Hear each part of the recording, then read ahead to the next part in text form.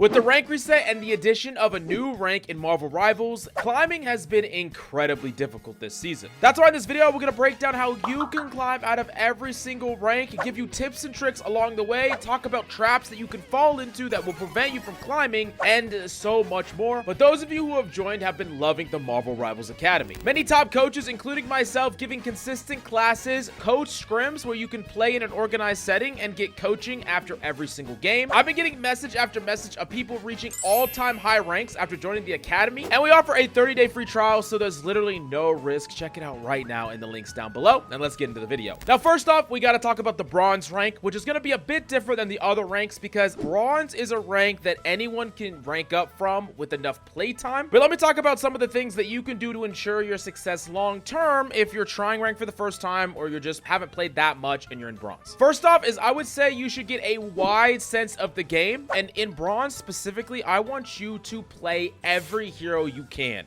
Don't decide what characters you're gonna main or not main. I really think you should try every character at least once. Really get a feel for what characters do, how their abilities work. And while later on I will tell you to specialize and really hone in on a few characters, right now I want you to grasp the game in the broadest sense, and that means being extremely broad with the characters you're playing and playing basically all of them. The other thing that you're gonna notice is that games are completely chaotic. There are people that are gonna DC all the time. There are people that are gonna be wandering around, not playing objectives, doing basically whatever they want to do. That's just gonna be pretty par for the course in bronze. So here's what you need to do if you want to climb. Do what you can to get value all by yourself. And when I mean all by yourself, I mean actually completely by yourself. And when I say value, I mean things like picks. That means that you are trying to create an advantage for your team, even in spite of whatever your team is doing. And you might be saying, Mills, we have 5 DPS Mills, we have no healer Mills, we have no tank, whatever, right? None of that matters down in bronze at all. In fact, even someone that is at like a gold level could climb with 0 healers out of bronze. You just literally grab health packs, confirm kills, get picks, and just win fights. And you can do this from every role, whether you're a tank, a support, a DPS, it literally doesn't matter. You're not being held back by your teammates out of any rank, but especially down in bronze, you do not need your teammates in order to win fights and actually carry. I want you to dumb it down to the simplest way. Get kills and don't die. Try to do this as much as you possibly can. And right now in bronze, you need to accept the fact that you are what they call unconscious incompetent. You don't really know what you don't know. You need to learn as much as you possibly can. You need to take in the game, start to learn the maps, start to learn the health pack positions, and eventually things will just click together with enough games. Things are not really structured or formed here, but that's okay because you're not going to be here forever. This is just a momentary blip, and use it as a time to focus on yourself, learn the roster, and slowly start to piece everything together. Next is silver, and in silver there is a completely different set of problems. Still, you're getting the insta-locking problem where people are just all locking DPS typically. So what do? Do you fill? Do you try to make the best composition you can? Here's what I would suggest. Make it hard for you to fill. And what I mean by that is try to carry first on the characters that you actually play. And if it doesn't work after a fight or two, then I want you to try to swap off and play something a bit more team-centric. Like if you really want to be a good Magic player, you're not going to get good at Magic by filling to frickin' Luna every single game, by filling to Doctor Strange every single game. That might make your team composition better in the moment,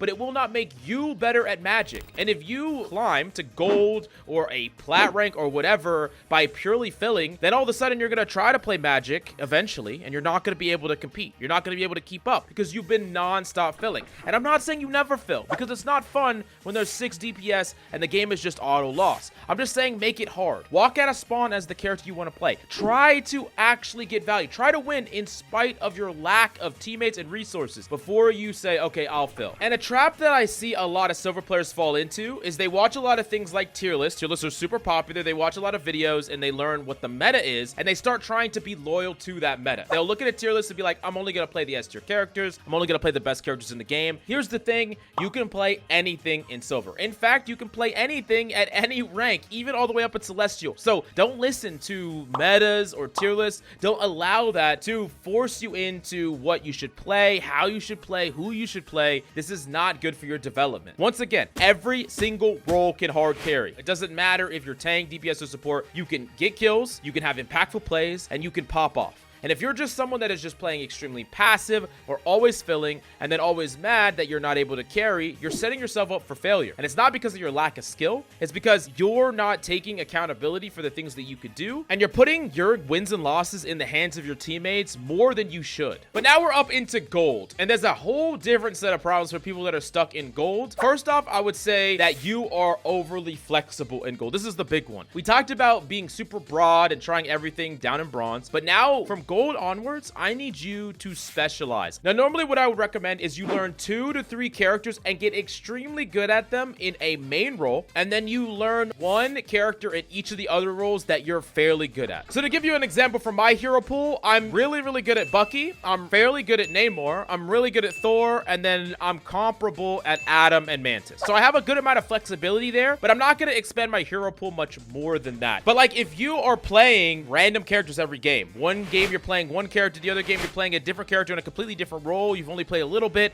you're spreading your hours really thin. Let's say you play 20 hours a week, which is actually quite a bit of playtime, and you know, 2 hours of that is on one character, 1 hour of that's on another character. Then you have a smattering of 30 minutes across like 10 different characters. How much repetition are you actually getting? Like, how much experience are you actually getting at everything? It's almost like going to a gym and then playing a different sport every single day and then expecting to become better at these sports, or you're playing on a team and you're playing a different position on a sports team every single hour. Like, you're just never gonna get better at everything all at once, and it's better for you and your development to hone that in and really focus on a select number of characters. Make sure that the characters you're flexing to in other roles, you're not just someone that just fills a position. You ideally want to be able to still carry somewhat on those roles as well. You're not just filling to a random character and then once again putting your win and loss fate purely in your team's hands. The other thing that can really hurt you in gold is becoming too stat focused. This is super problem where people will reference their healing amount, they'll reference their damage amount, they'll reference general KD and use that as justification for playing good or bad. But I'm here to tell you that stats don't matter without context, and 99% of people are gonna misunderstand the context to understand a stat. So like, let's say damage, for example. Some characters are gonna do more damage than others. An example of that is like a Black Panther might completely be dominating, but will have less damage than a Squirrel Girl that is feeding and not really doing that much of anything, because they do damage in different ways. And it's not saying that one is more important than the other,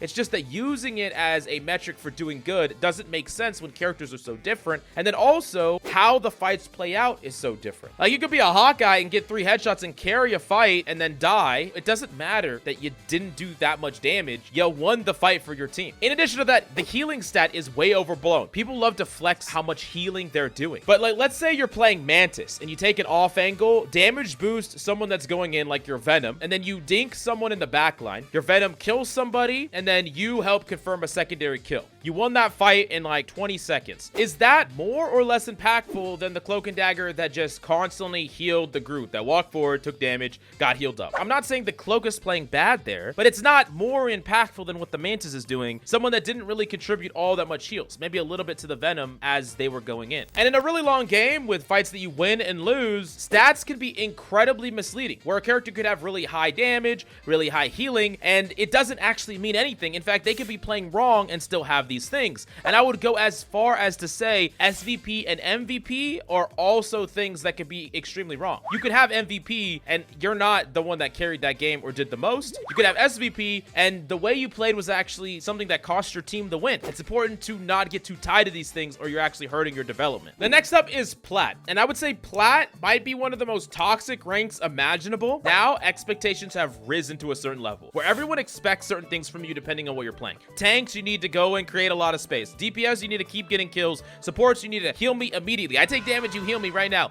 Everyone has all these expectations for everybody, and then there's players failing to meet those expectations. And so that disconnect creates a crazy amount of toxicity. In addition to that, Plat is a rank of giant amounts of mixed skill. There are people that come from other games. Perhaps they never even played a hero shooter, but because of their mechanics or whatever, they're actually fairly good at Marvel Rivals, so they're in Plat, but they have no understanding about hero shooter fundamentals or anything like that. So they're constantly making bad decisions and they're bailed out by some of their mechanical skill, and unless they go up against someone that can punish them for that, they might pop off one game and then completely feed the next and not understand why they lost. They just know how to shoot or know how to use their abilities. On top of that, there are people that really understand the game really well, but maybe their mechanics suck and they can't execute simple, favorable interactions or trades because they just don't have the mechanical skill backing that up. I would say more importantly here than any other rank, you need to learn the hero shooter core fundamentals. First off is effective range. Understand that every character has an optimal range that they want to engage the enemy, and a lot of times you win or lose not based on how good you are,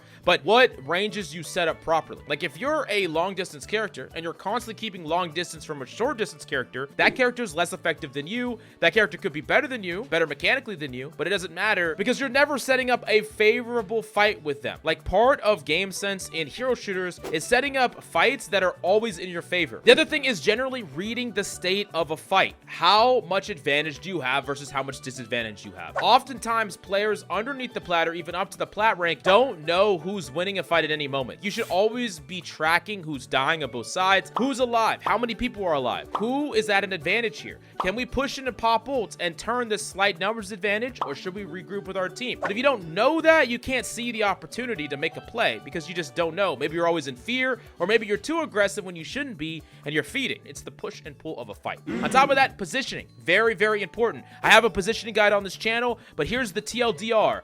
Options equals good positioning. The more options you have for taking fights, running away from fights, backing up to your team, the better your position is. If you have great options, if you have a lot of options, a position is generally much stronger. This means high ground, being near health packs, understanding the line of sight of your team versus the line of sight of the enemy team, or taking fights where your team can give you resources and your opponents cannot get resources from their team. This is all important and it all ties into positioning as well as effective range. And the last step is mechanical skill. A lot of people ask me, how do you get good aim in Marvel Rivals or in general? Aim is something that is like accumulating sand. It's like you're not gonna just flip a switch and have great aim. Every day you put a little bit of sand in a jar and it builds up and builds up and builds up. From yesterday to today, you're not gonna see any difference in your aim. But from now for 3 months from now, your aim might be dramatically better. And that's why every single day you need to practice. You need to put in your effort to become mechanically better. This could mean going into the practice room, putting the bots on moving sporadic and shooting Spider-Man and Luna Snow. This could be doing something like aim labs and focusing on that, or looking up controller aim guides, mouse and keyboard aim guides. Any aim guide for pretty much any game will apply to a game like Marvel Rivals. So understand that this is something that you need to constantly be working on, because there will become a point where you're just not as effective as other people because you just can't keep up mechanically. Now we're finally to the diamond rank, and while a lot of people ask me all kinds of questions like what low elo is, what high elo is, a lot of that's just completely irrelevant and people are just gonna put whatever they want on there. But I will say that there is a very big difference between under diamond games and diamond and above games. This is because the introduction of the ban system fundamentally changes how Marvel Rivals is played. You can no longer just one-trick a character. You can no longer just play the most broken synergies up to this rank.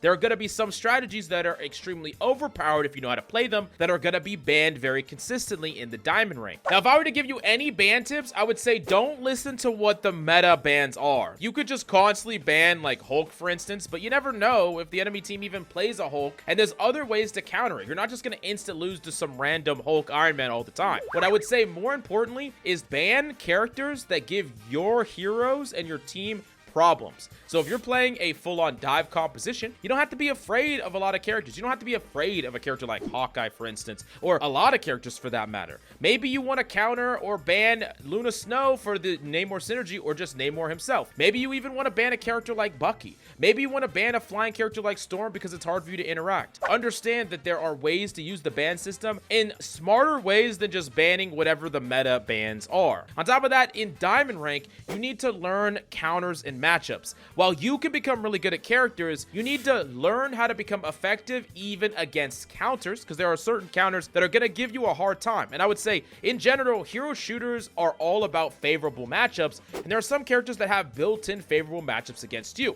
As an example, you're a Black Panther main, you're going to really struggle against a Luna Snow freaking Namor. It's going to be a really, really hard time for you. Yes, you can still overcome it with skill, but it might be easier for you to play a different character that is still effective. And one of the things that you can do to to balance out your hero pool is learn heroes that are good against the characters that counter your hero. Let's go back to that Namor example. Maybe you play Black Panther and you get countered by that Namor all the time. Find a character that doesn't lose to Namor. So this could be a character like Bucky, for instance, or it could be a character like Storm, whatever the case may be. You're trying to find ways to make it so that if you are getting hard countered by multiple things, that you have a way to still be super impactful and make the game easier on you, even though you're still going to try to carry on the characters that you're swapping to. Now, also in Diamond, I would say now is the time to slowly start to learn the meta. You don't have to become a slave to the meta. In fact, don't. But it's a good idea to know them. Know the tendencies, know the strategies, the core gameplay loops that everyone is going to go through. And also make sure that you are not just folding to a strategy or a certain counter. If there's a certain style or a strategy that is going to shut you down, you need to adapt. Oftentimes what meta is just what you're likely to go up against. And there's enough built-in variance in the rank system already that you cannot afford to just auto lose a game because they're playing characters that counter yours. It just can't happen. Now we're in the Grandmaster rank. And if I were to define Grandmaster by one word, it would be ego. And this is the thing that holds the most amount of people back. You are well above average, but you are not God's gift to gaming. There's always someone better, and you can always be better. And if you embrace the mindset of becoming better and becoming better than you currently are, that's how you climb past Grandmaster and even beyond that. I would say first off, you need to find situations where you can be above and beyond. Oftentimes players will get to a high rank because they are very passive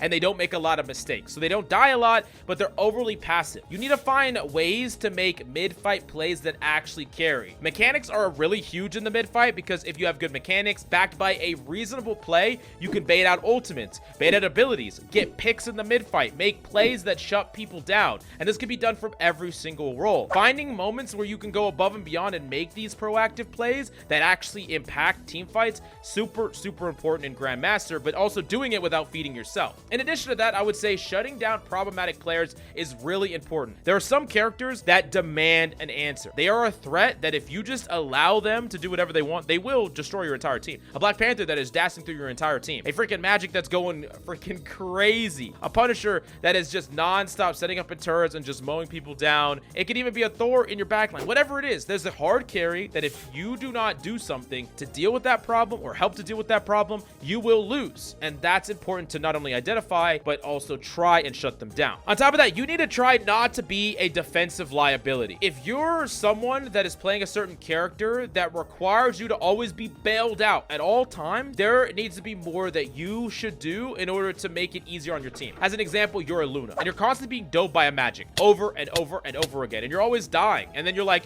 team, I need help, I need help, I need someone to save me. And then your team is constantly having to defend you, or you just instantly die. But if you're positioning better, if you hit your slow, you freeze them, you rotate away, in these situations, you are not a defensive liability, and you make it much harder for that person to get value onto you, and you give your teammates more time to interrupt that engagement. And I'm not saying that you're always getting the help you need, because sometimes you do demand help, especially if multiple people are coming after you. You 100% need help. But if you're making it easy on the enemy and you're missing your cooldowns when people are on top of you and you're not being honest about it, you are becoming the liability that is costing your team the game, and you're forcing your teammates to play in a way, and they're not going to be able to carry if they're playing that way. So you're almost setting them up for failure. Now, on top of this, you need to stop being a liability on fill. There are going to be times where you need to fill different roles in Grandmaster, and you probably should, but you need to be really good and even have the capability of carrying even on these fills. I would say in general, when you get to play your main, you need to absolutely pop off and carry. But when you are filling, you still need to be a very solid role player with still some amount of potential to carry, and nothing else will really do. If you're winning all the games that you're playing your main and then losing all the games that you're filling, that's a problem. If you're not able to carry that hard on your main and then you just have like a middling win rate because you're filling all the time, like you got great compositions but you can never carry when you play your optimal role, that's a problem. Both of these things will not do, and you'll stay in Grandmaster for a long time. Now we're in Celestial, the brand new rank. And in Celestial, there's a lot of things that are going to be required of you to advance to the next level. First off, you're going to need to have top tier everything. Once you're in Celestial, you're just at the cusp of the best players in the world, the top 500 players. This means that you need to do a lot of things well. Have great mechanics, have good understanding of team fights, and good positioning so you're not caught out. Being effective, applying pressure, and not dying. These things are all important, and VOD reviewing your own gameplay and giving yourself critical analysis is one of the most important things at this rank if you want to advance past it. In addition to that, you need to have all the all-around good play and good fundamentals to your play. I want you to be tracking enemy ultimates, understanding who is winning any given fight and what you could do with it, and identifying ways that you can change the tide of a fight, playing with risk and reward. But one thing I like to say is when you're in the lower ranks, don't trust your instincts. Make your plays based on logic because your instincts are definitely wrong. But once you're in the higher ranks, you almost need to train your instincts to make the intuitive right play by constantly reinforcing what the right play is, constantly reviewing and thinking about what the right play could have been, and reevaluating why a play did or didn't work in hindsight. It's super important that if there was ever a really crazy team fight where you made a pretty decisive action in that fight, go and review it afterwards. Even if it worked, even if it didn't, find out why, what were the things and the variables that you didn't notice, and what were the things you did. Doing this enough is going to make you a lot better. The last thing about Celestial is consistency. Play at your highest level at all times. And what this means is generally having a routine, making sure that you're not playing when you're overly tilted, making sure that you're trying to develop a certain routine of consistency and warm-up. You need to have a level head and you need to have a consistent base of your play and try to elevate that as high as possible. So the last rank is Eternity or top 500. There's a lot of things to get to this level. You are already the best of the best, so you're doing really good. But we need to talk about what you could do to go even beyond that if that's your goal. Number one, making aggressive plays that come with an amount of risk. Every play has a certain amount of risk, but making it so that you don't get punished for that risk and you can actually pull off a play that even against the best players in the world, you're able to pull it off and make it work. Another thing is eliminating core mistakes. The better and better your opponents are, the more they're going to capitalize on even the smallest mistakes. And oftentimes you're going to lose a game purely based on the mistakes you're making. Players are learning a lot, and especially because the game is new, there's tons of strategies and things that people are discovering for the first time. Learning all about your character, becoming an expert in the characters that you play, and learning techniques that other people, even top level players, wouldn't know, and using that to get the leg up in your games is incredibly important. The more you can learn, develop, and even experiment, the better you could be to get those slight advantages, even against the best of the best. And also be so good that you force respect. At this rank, you need to force people to respect you enough to maybe even ban you or hard counter you. Learn how to be so oppressive at the characters you play that it's incredibly difficult for enemies to play around you if they don't ban you, so it just forces their hand, and still be good even in spite of that. Last up is consistent discipline. Everyone here is putting efforts in for small gains. One of the things that you should think about at the highest ranks is that the same amount of effort that you would put in here is only going to move you a tiny amount. But in those tiny amounts are where all the people that you're competing with are. Understand that, you know, the first 100 hours that you spent in the game, you got 10, 20 times better. But here, you can put another 100 hours in the game, and you might get 0.01% better. So it does require a lot more from you as far as investment is concerned. But at the top of the top,